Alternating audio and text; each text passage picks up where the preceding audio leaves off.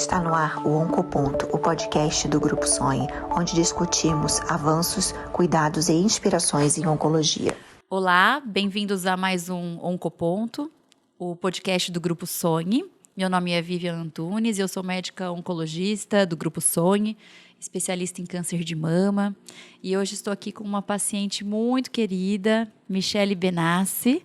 Temos uma bonita trajetória juntas.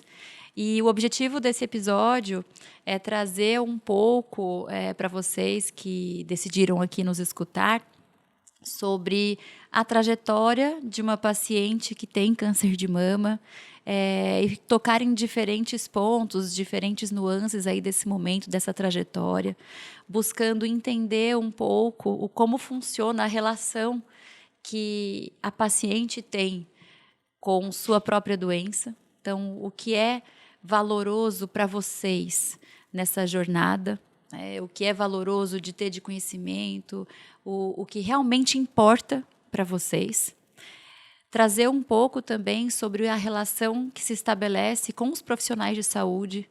Então, o como é importante, o como deve funcionar essa troca na visão de vocês, Michele. Então, é um episódio muito, muito valoroso, em que eu espero que eu continue aprendendo muito com você, porque esse é um dos meus propósitos na vida, é aprender com outros seres humanos. Então, eu tenho esse privilégio na vida de ter essa linda profissão que me permite cuidar de pessoas, de mulheres muito especiais e que me ensinam muito. Então, eu espero que nesse episódio eu possa continuar o que a gente tem feito nesses anos, que é trazer para você informações valiosas, trazer uma boa troca humana e aprender junto com você. Michele, que eu chamo de Mi, né? Então, vamos lá. Pode se apresentar e, se quiser, começar me contando um pouquinho sobre sua trajetória, como é que foi. Bom, meu nome é Michele, eu sou casada, tenho 2 filhas, né? E comecei essa trajetória com câncer em 2012. Eu ainda não estava com a doutora Vivian, né? Estava em outro convênio, outro médico. E eu tinha 30 anos e foi bem assustador, porque eu passei na médica, consulta normal, de rotina, e fiz os exames, senti que eu tinha um carocinho, né, na mama. Fui atrás para ver, né, que eu sou muito preocupada, tal, pesquiso as coisas, e fui atrás para ver. A médica examinou, aparentemente não é nada, mas, né, vamos fazer os exames, tal. Aí eu fiz os exames. Eu lembro que tudo eu perguntava, e eu fui fazer a ultrassonografia, aí o rapaz da ultrassonografia falou assim: pode ficar tranquila, quando terminou, né? Pode ficar tranquila, aparentemente não é nada. Aí eu perguntei como ele sabia. Eu falei: como você sabe que não é nada? Porque eu estava nervosa, estava querendo saber tudo. Aí ele falou assim: porque pelo aspecto físico, apertar, tal, dá para sentir que não é nada, que deve ser só um cisto. Aí fui para casa, mas continuei assim a investigar, né? Aí fiz a biópsia. Acho que a médica também não estava esperando que seria nada assim, nenhum câncer, nada. E aí eu fui para a mesa dela, o Júnior ficou me esperando, meu esposo ficou lá embaixo, e eu subi, né?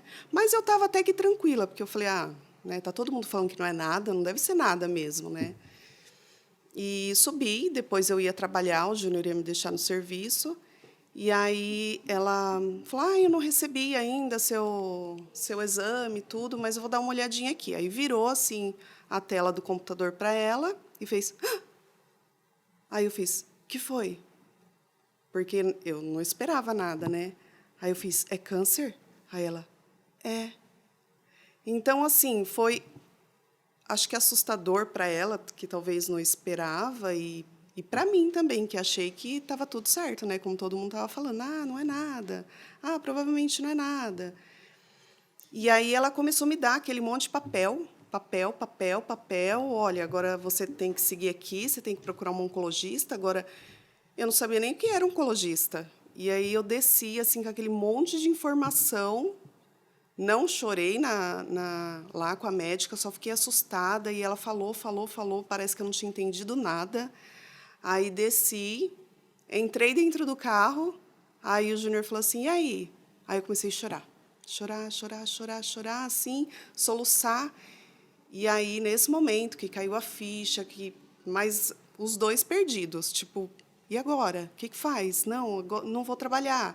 Liguei, olha, não posso ir trabalhar, porque deu isso, mas chorando, né? E a partir daí eu fui atrás, saber o que era um oncologista, onde que eu procurava um oncologista, perdida. E, Michele, me conta uma coisa. Nesse primeiro momento do diagnóstico, você gostaria que algo tivesse sido feito de Sim. forma diferente? Sim. Isso, assim, a gente não está aqui para julgar Uhum. ou a profissional em questão, mas você gostaria que tivesse sido algo... Pensa um pouco para me responder nisso. Se você gostaria que tivesse sido feito algo de forma diferente. E se o fato de você ter percebido que a médica sentiu, se isso te impactou negativamente, positivamente, como foi isso, né, de perceber o sentimento do médico que estava ali, provavelmente do outro lado da mesa, né? Você sabe que o meu consultório não tem mesa, mas que a maioria dos consultórios tem. Eu vou mencionar isso um pouquinho mais para frente. O que você gostaria que tivesse sido diferente? E qual foi o impacto em você de sentir a emoção da médica?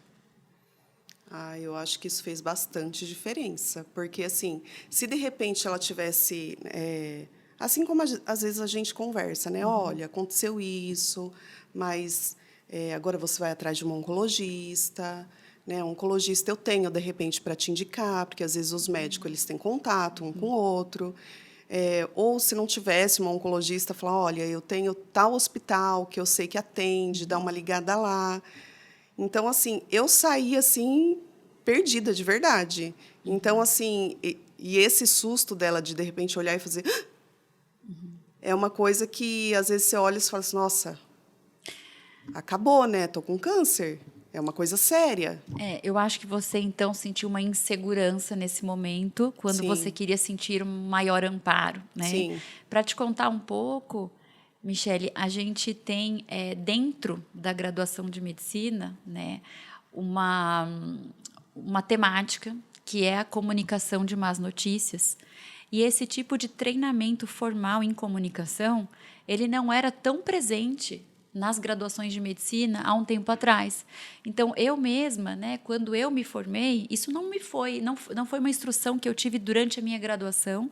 Eu fui buscar esse treinamento durante a residência de oncologia. Hoje, esse tipo de treinamento ele já é mais presente, porque as pessoas têm uma heterogeneidade muito grande de capacidade empática ou de capacidade em comunicar-se.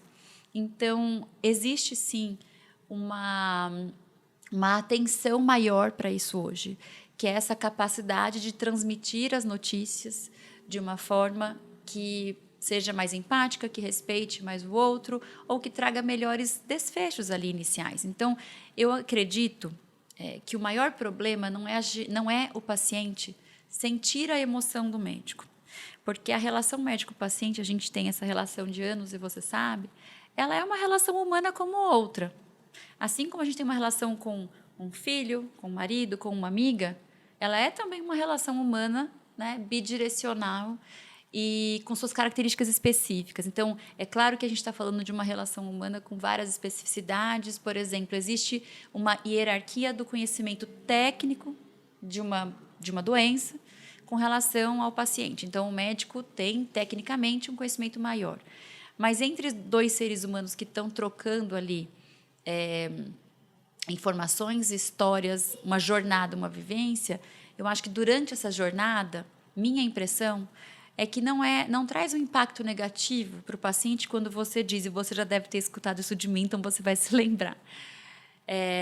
Michele, eu sinto muito pelo que está acontecendo, e você olhar nos meus olhos e entender que realmente eu estou sentindo, porque eu abri um exame seu e ele não estava bom, né? Felizmente, a gente abriu muitos anos de exames bons, mas recentemente a gente abriu um exame que não estava bom. E claramente eu me entristeci nesse momento, e você deve ter percebido isso. Então, eu acredito que o maior problema não está em ter a percepção de que o outro sente por você, de que se ele se emociona por você, o outro na figura de médico. Mas que a questão está na sensação de insegurança, de desamparo.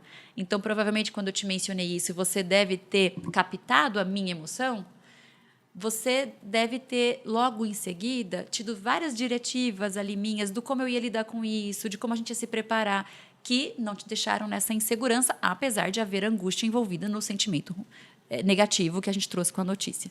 Então, acho que nesse seu primeiro momento que você conta para a gente sobre o diagnóstico do câncer, em que vem o choro, e o choro ele é a emoção que é mais correspondente mesmo, né? A angústia, o medo.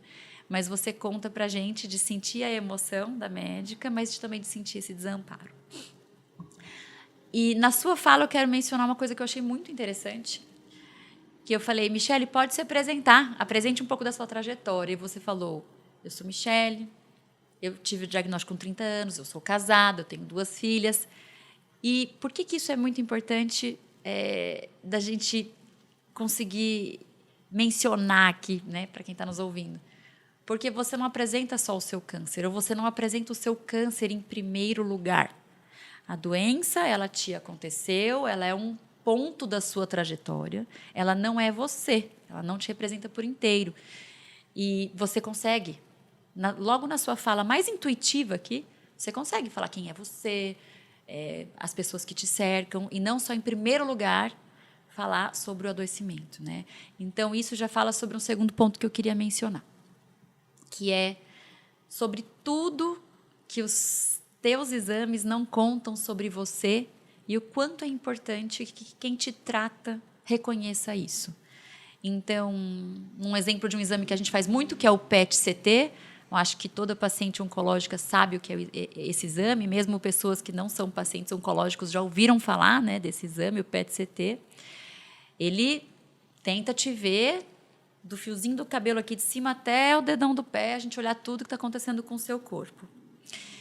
Mas tem muita coisa que o seu PET-CT não conta sobre você, que são seus valores individuais, quem é você, como você vive, o quanto você acha que é importante que isso seja conhecido, ou seja, quem é Michele para além do PET-CT. Ou quem é Michele para além do câncer também, né? Ótimo. Eu acho que é importante a gente que é paciente, a gente entender que eu estou com câncer, ok, só que eu não vivo isso no meu dia a dia. Eu preciso, lógico que no começo a gente não tem como, né? No começo você acorda pensando, você dorme pensando, você chora. Eu acho que eu fiquei, logo que eu descobri, acho que eu fiquei 1 mês assim, chorando direto. Mas aí eu encontrei uma amiga uma vez, e todo mundo que eu ia conversar, eu falava assim, tá tudo bem, Michele? Então, estou com câncer. Ai, você tem filho? Tenho 2. Poxa. Você é casada? Sou. Ai. E aí isso me fazia assim, nossa, a doença tomava conta de mim. Só que quando eu entendi, eu encontrei uma vez uma amiga que né, foi a mesma coisa. Ai, tudo bem, Michele? Ai, estou com câncer. Aí, assim, foi automaticamente, ela fez, e daí? Aí parece que assim, eu falei, nossa, mas ela não entendeu, né? Aí ela começou a conversar comigo, não, vai tratar, tal, e, né, qual o problema? Você vai tratar. E, assim, eu comecei a entender e viver, né, com o câncer, apesar dele, eu comecei a enxergar outras coisas, que nem, às vezes, a gente conversa e você fala muito comigo que a gente, paciente, tem o privilégio de viver depois da descoberta do câncer, porque quando a gente não tem o diagnóstico, a gente passa, só vive, e às vezes tem coisa tão importante que você não presta atenção, e é uma correria, trabalho, escola, faculdade, filho, casamento. E quando você tem um diagnóstico, você passa a pensar mais assim, poxa vida, quanto tempo será que eu ainda tenho de vida? Será que eu ainda vou realizar tal sonho? Nossa, ainda estou aqui. Que nem, recentemente, a Larissa pretende casar em novembro. E eu achei que, lá atrás, eu ia morrer lá atrás, né? Então, hoje, eu pensando, falei, caramba, a Larissa vai casar e eu estou aqui. Então, assim, coisa que eu achei que eu não ia viver. sabe? Então, quando a gente passa e presta atenção assim nesses detalhes tão pequenos que, às vezes, se eu não tivesse o diagnóstico, ia ser assim, não, vai casar, é só um casamento, e é só mais um evento. Aí você olha de uma forma diferente, que nem fui com a Luana para procurar o primeiro emprego dela, para ela fazer entrevista, e eu tô aqui ainda. Então, assim, são coisas pequenas que eu posso viver com elas, com o Júnior, né, que eu achei que eu não ia estar aqui para viver. Então, a gente tem esses pequenos olhares para pequenas coisas, mas que são momentos assim bons que às vezes a gente ia passar despercebido se não tivesse o diagnóstico, sabe? É Tipo, uma ainda tô aqui. valorização maior Maior. de muitas coisas na vida que parecem pequenas, mas É. que a gente pode viver grandiosamente. Sim. Eu vejo isso, então, é o que eu falei, como eu tenho o privilégio de acompanhar vocês nessa jornada, e isso eu te digo, Michele, porque muita gente, tá? Meu próprio pai, quando eu disse, você é oncologista, ou muita gente me encontra, mas oncologia, que triste, que pesado. É o que as pessoas pensam muitas vezes de quem escolhe essa carreira. E eu falo, é um privilégio gigantesco estar na jornada de vida de vocês, porque isso é engrandecedor para a nossa vida também. Então, essa valorização que eu claramente vejo em vocês, tá? Eu claramente vejo pessoas se transformando. Então, o tal do privilégio que eu falo, que é acompanhar a jornada desses anos, me mostram mulheres que vão se transformando e que ressignificam muitas coisas e que passam exatamente isso que você mostrou agora, com os lindos exemplos que você citou, do casamento, do primeiro emprego, mas é uma valorização mais assertiva com relação à vida. Né? Eu chamo isso de beleza colateral do câncer. Você já me ouviu falar isso? Eu falo que existem os efeitos colaterais, mas junto com isso vem a beleza colateral, que é isso de você trazer ressignificação para muita coisa, uma valorização gigantesca de muita coisa, e que torna a sua vivência, a sua jornada de vida extremamente significativa, muito bem vivida para você, muito intensa. E é claro que a gente sempre quer viver mais, desde que a gente esteja vivendo bem, mas tem gente que vive 80 anos em 8, né? Então, isso é muito interessante de ver. Isso que você traz, da ressignificação, da valorização maior, e que eu falo, às vezes eu falo com vocês sobre isso, seja a beleza colateral, é muito, muito interessante. Eu queria tocar num ponto sobre... Então, você mencionou que em 2012 você teve o câncer de mama, né? E você tinha 30 anos. E aí, em 2018 foi quando a gente se conheceu. E em 2018, quando a gente se conheceu, eu te dei a notícia de que você tinha uma recaída do câncer de mama no fígado. Nós médicos chamamos isso de recidiva da doença. Você é bem jovem e era bem jovem nessa época. E foi talvez o diagnóstico mais difícil que você teve, que você enfrentou. Você lembra de quais foram as suas perguntas para mim nesse momento que você encarou esta verdade que eu te trouxe ali, que você tinha metástase no fígado, o quanto isso foi ameaçador, e o que você me perguntou, quais eram as suas principais dúvidas, como foi isso? Sim, eu lembro que acho que foi a pior fase, assim, foi essa. Eu até queria voltar um pouquinho no que eu falei, que, assim, lógico, a gente não está romantizando, né? Tipo, uma vida com câncer, porque ela é... você passa a ver as coisas tão lindo. Não é assim, não funciona assim. Você passa a priorizar momentos, mas você também tem momentos difíceis, né? Vai ter dia que a gente vai chorar muito, vai pensar muito nas coisas difíceis, nas dificuldades, vai ter o problema do efeito colateral, né? Então, assim, claro, não estou passando, né, por cima de tudo, nem romantizando que você passa a viver com câncer, você olha e a vida fica linda, bela, não. Mas, inclusive, quando eu tive, de novo, a recidiva hepática no fígado,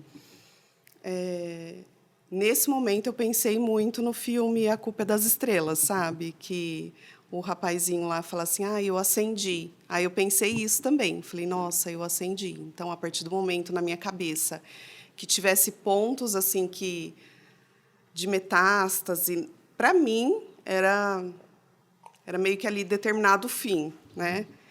E eu achei que fosse acabar assim naquele momento, que eu tivesse pouco tempo, e tal.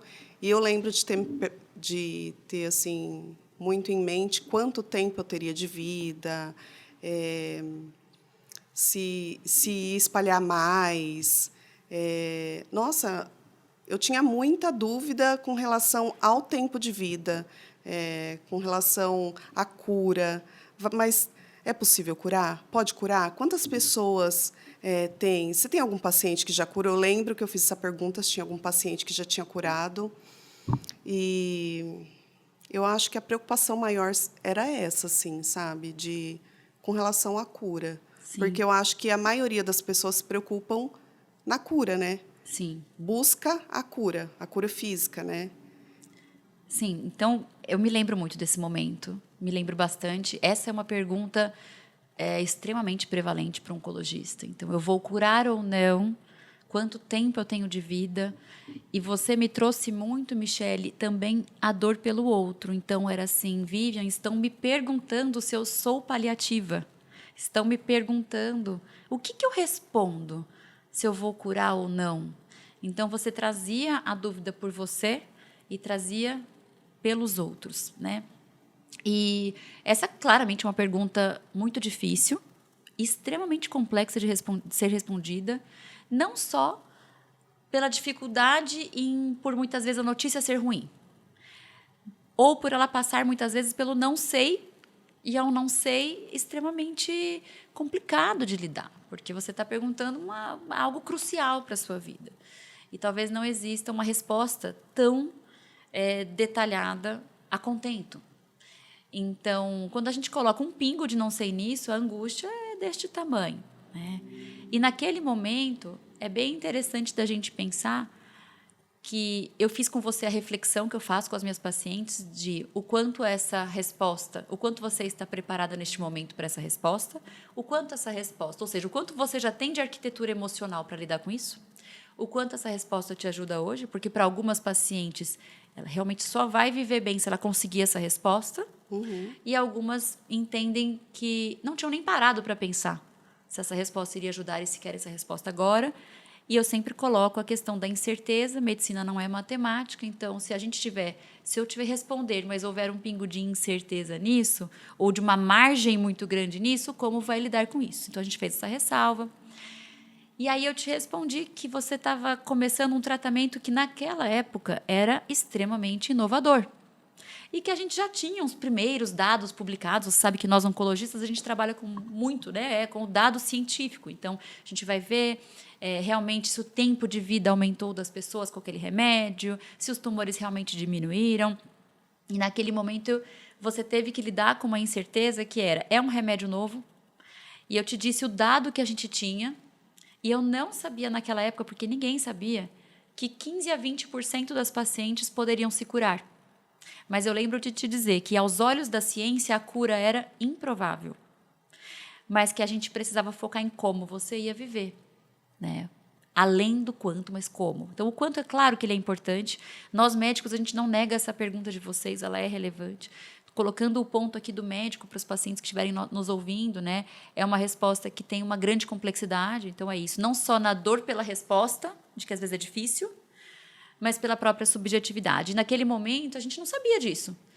E aí, quando você chegou no seu sexto ano de tratamento sem doença, então, você ficou 6 anos sem absolutamente nada de doença, e você me perguntava, estou curada? E eu te dizia, acredito que sim. Né? Acredito que sim. Hoje, a gente sabe que 20% das pacientes, 15% a 20%, se curam. E aí, para nossa surpresa, no 6º ano, a doença voltou. Isso era absolutamente improvável. Então, veja, é uma boa reflexão sobre aquela pergunta que você me fez lá atrás e para outras pacientes ouvirem, né, que você foi fugindo a essas estatísticas, e se você tivesse se prendido nelas, você poderia ter vivido de uma forma totalmente diferente. Sim. Né? E talvez caminhando agora mais para o final, queria colocar para você um pouco do que os estudos clínicos versam sobre a vida de vocês. O que a gente pensa dentro dos estudos clínicos para escolher tratamentos? Então, a gente olha se as pacientes vão viver mais. Então, se o tratamento A faz viver mais do que o B, ou quem cura mais, ou quem vive mais. E a gente começou a colocar a qualidade de vida como um desfecho importante nos estudos. O quanto diminui o tumor. E eu queria ouvir de você, representando aí muita gente nesse podcast. Se vocês, pacientes, pudessem ter voz para falar o que vocês querem que seja avaliado dentro de um estudo, o que é importante? Eu acho que é a qualidade de vida. Porque, assim, que nem nesse tratamento recente que eu tô, que é a Aromazin mais Afinitor. Isso. Ele dá bastante efeito colateralzinho que, às vezes, não é visível para as pessoas, mas que é para mim, né? Não é tão visível. Eu tive bastante inflamação na unha, estou com inflamação na unha do pé, e é uma inflamação forte, assim, bastante coisinhas que não, feridinha na cabeça, na gengiva, né? Então, assim, e na minha cabeça ficava assim. Eu desenvolvi quase diabetes já, né? Por conta Pelo tratamento. Pelo tratamento. E aí, na minha cabeça, eu pensei assim, bom, se eu estou chegando perto de ter diabetes, então o mais importante é a troca da medicação, porque eu vou ter diabetes. Então, né, a gente até conversou, tudo. Será que vai ter que trocar a medicação? Porque eu tô com a glicemia alta. E aí, para minha surpresa, que eu não sabia, foi assim, olha, o mais importante é o tratamento do tumor, né?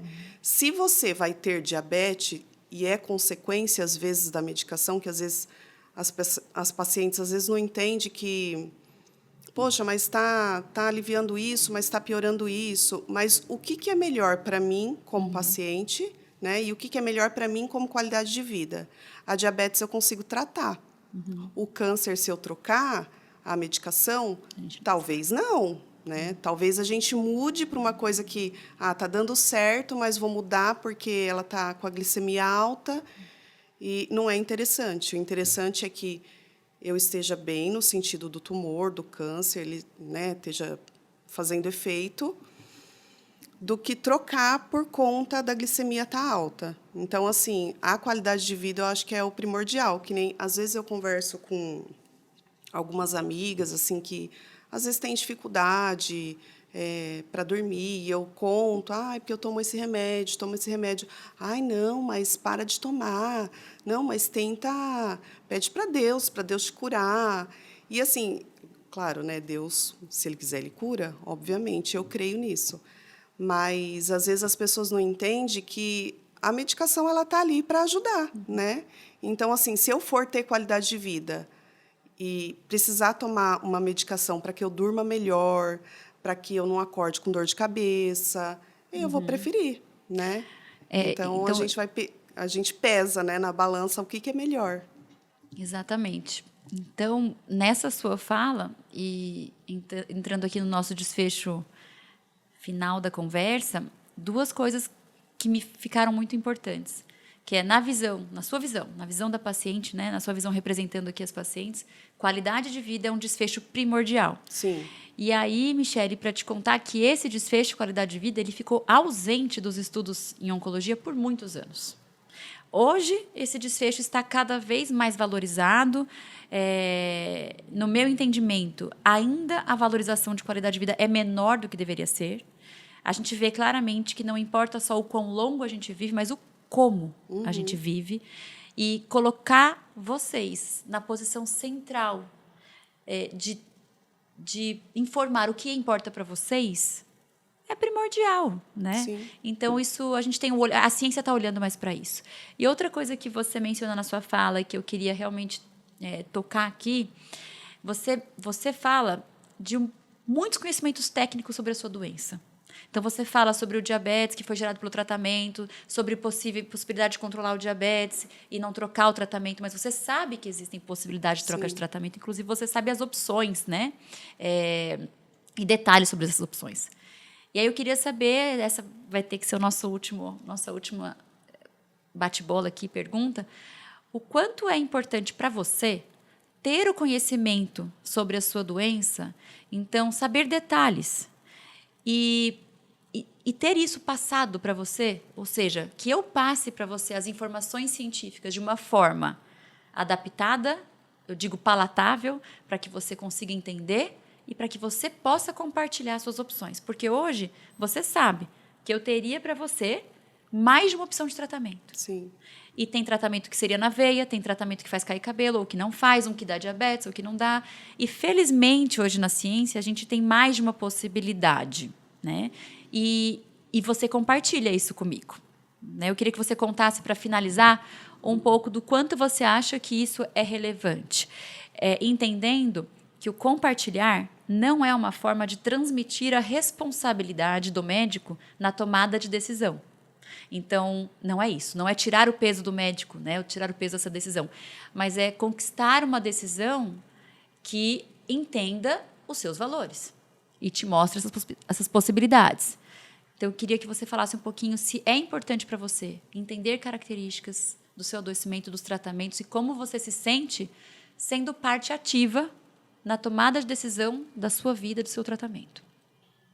Eu acho que é importante isso, não só para mim, mas assim, para a gente. Eu, paciente, você, médica, né?